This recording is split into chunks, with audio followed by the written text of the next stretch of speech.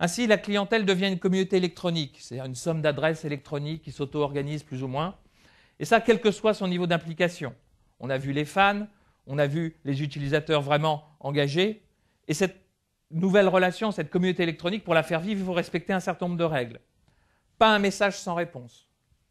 Chaque contribution doit s'impliquer dans une boucle de rétroaction. Ça veut dire quoi? Ça veut dire que si quelqu'un met un commentaire, il va falloir que les autres internautes puissent classer ces commentaires en fonction de leur pertinence. Et peut-être qu'il va falloir créer un classement de ceux qui classent. Mais sans arrêt, il faut injecter de la rétroaction et des nouvelles données. Il faut reconnaître et donner de la visibilité aux contributeurs. Ça, c'est important. On a vu par exemple certains produits, certains logiciels. Vous avez une petite combinaison de touches qu'on vous donne et vous avez la liste de tous les gens par la conversion électronique qui ont aidé à le faire bouger. C'est une sorte de très très long générique. Et ça, c'est une reconnaissance.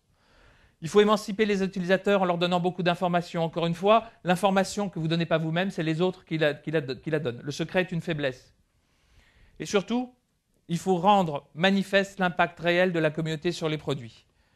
Il faut le dire que c'est avec une communauté qu'on fait bouger les choses. Ces communautés électroniques sont un relais de vérité de la marque et contribuent à son amélioration. Cette intelligence collective devient un des principaux actifs de la marque. Une marque ne pourra plus fonctionner si elle n'a pas sans arrêt cet influx de commentaires, de réactions. La communauté, en fait, va être aussi celle qui va exprimer la personnalité de la marque à l'extérieur. Bref, la communauté devient la marque. Les produits et services qui intègrent la conversation électronique et l'intelligence collective entrent dans une logique de version bêta permanente, en constante évolution, à l'image des logiciels. Ça s'appelle la bêta-attitude. La bêta-attitude, c'est comprendre les attentes, les frustrations, les besoins, les comportements et les traduire en amélioration continue des produits dont il s'agit, on le sait, toujours de rendre l'usage plus facile. Un produit avec un mode d'emploi est un produit mort. La marque doit accepter de ne pas être parfaite. C'est le propre de la publicité. La publicité ne nous présente que des produits parfaits. Et c'est simplement que 3 mois plus tard qu'on apprend qu'il y a une nouvelle version et que de la précédente avec plein de défauts.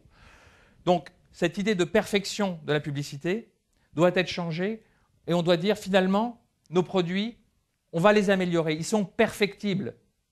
Et cette perfectibilité, c'est le propre de la conversation.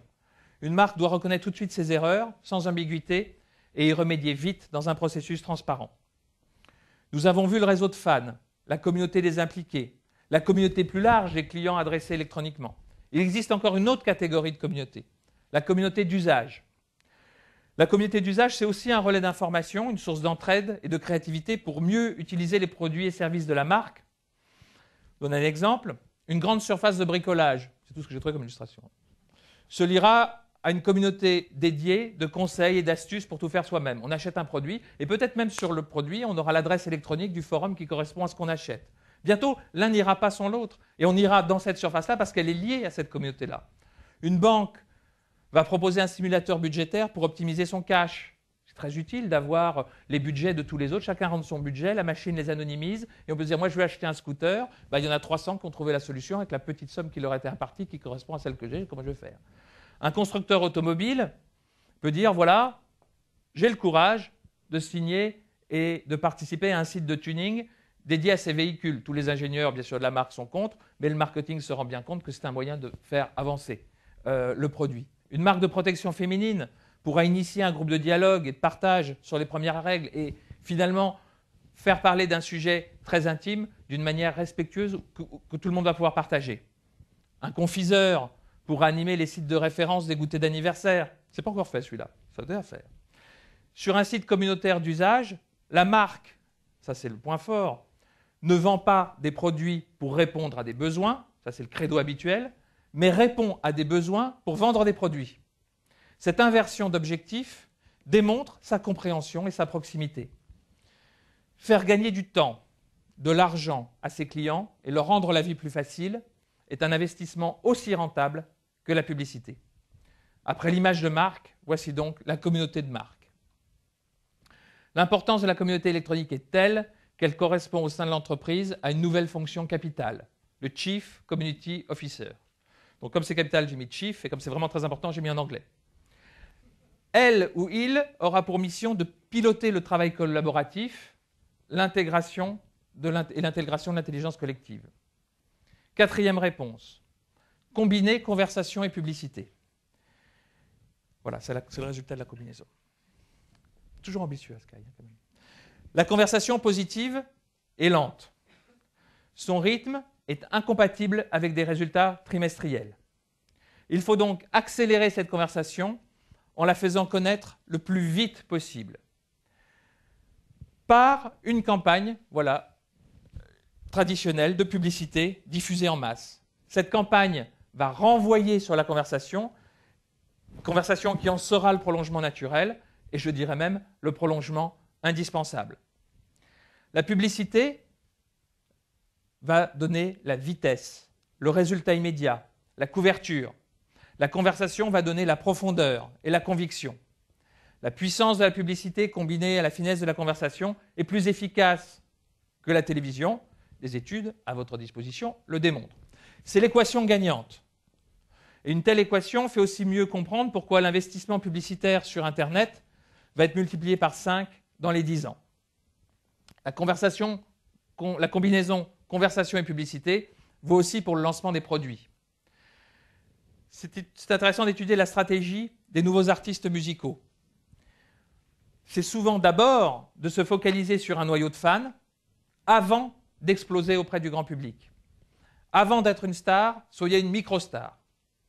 Comme le dit l'expert en marketing Seth Godin, 5000 personnes qui s'intéressent à votre message valent plus que 5 millions de contacts indifférents.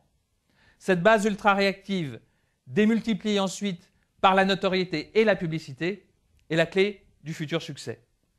Conversation et publicité, une fois de plus, c'est l'équation gagnante. Alors, la publicité traditionnelle, j'ai trouvé une très jolie image, est comme une peluche. Elle ne coûte qu'à l'achat et on ne s'en occupe plus.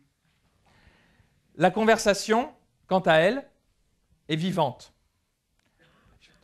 Elle coûte tous les jours et il faut s'en occuper tout le temps. Où trouver donc l'argent pour accroître ces investissements publicitaires et financer la conversation électronique? La réponse, à notre sens, est dans la poubelle. En effet, une part conséquente des sommes investies dans le marketing direct peut être reconvertie pour développer le marketing conversationnel. Cinquième réponse, s'adresser à chacun.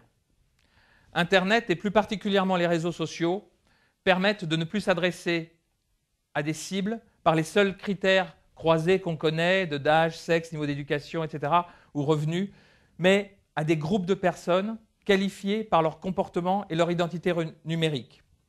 Les recherches d'un internaute, ses achats, sa navigation sont collectées et mesurées plusieurs centaines de fois par mois. Yahoo procède en moyenne à 811 collectes d'informations mensuelles par internaute fréquentant ces sites.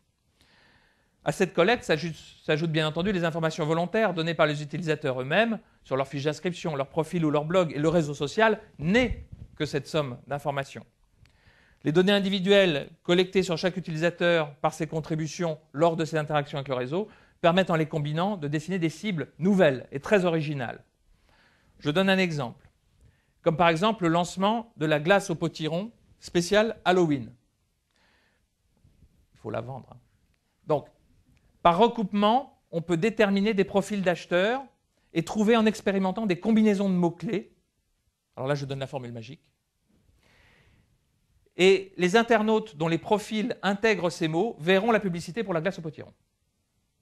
À chaque exposition, qu'il y ait un clic ou pas, achat ou pas, le système de ciblage s'affine et se perfectionne en temps réel. La collecte de ces informations est à ce point stratégique que je dirais qu'elle est aussi importante que l'audience. C'est la personnalisation publicitaire de masse. Sixième réponse, très dur, être poli. La publicité intrusive, la publicité qui interrompt et empêche de faire ce qu'on est prioritairement en train de faire. Là, je fais surtout allusion à la télévision, puisque la radio, comme chacun sait, on est en train de faire autre chose quand on écoute la radio, donc la radio n'est absolument pas concernée par ce que je dis. Eh bien, cette publicité obligée est en grand danger dans le monde numérique. Sur Internet, soit la publicité est périphérique, comme sur cette magnifique page d'accueil de skyrock.com, où là, on rejoint, je dirais, le confort et la liberté visuelle de la presse, tout en étant dynamique.